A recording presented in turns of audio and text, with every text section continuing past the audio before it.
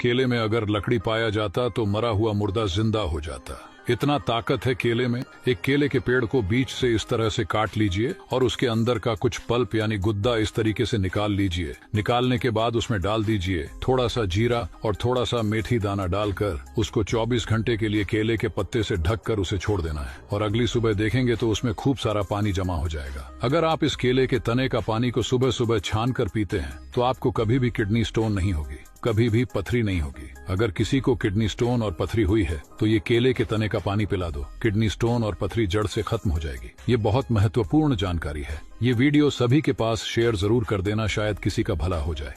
क्या आपने कभी प्याज के ऊपर चाय पत्ती डाली है? नहीं डाली है तो इस तरह लाल प्याज के ऊपर चाय पत्ती डालकर देखिए, बहुत अमेजिंग होने वाला है। आपको क्या करना है, प्याज के छिलके उतार लेना है और छिलकों को फेंकना भी नहीं है और प्याज को इस तरह छोटा छोटा काट लेना है। फिर उसमें थोड़ा सा पानी डालना है और थोड़ी सी चाय पत्ती डालनी है। फिर उसको 10 मिनट तक उबालना है। फिर इसको छान लेना है। ठंडा हो जाए तो इसको रुई की सहायता से अपने बालों पर लगाना है। अगर आपके बालों में बहुत ज्यादा डैंड्रफ है, आपके बाल ज्यादा झड़ रहे हैं, तो इसे अपने बालों पर नहाने से 2 घंटा पहले लगाना है। फिर इसको 2 घंटे बाद किसी शैम्पू से धो लेना है। ऐसा हफ्ते में 2 बार करना है। आप देखेंगे कि 1 महीने में आपके बाल कितने लंबे और शाइनी हो जाएंगे। ऐसे ही जानकारी जानने के लिए हमें फॉलो करें।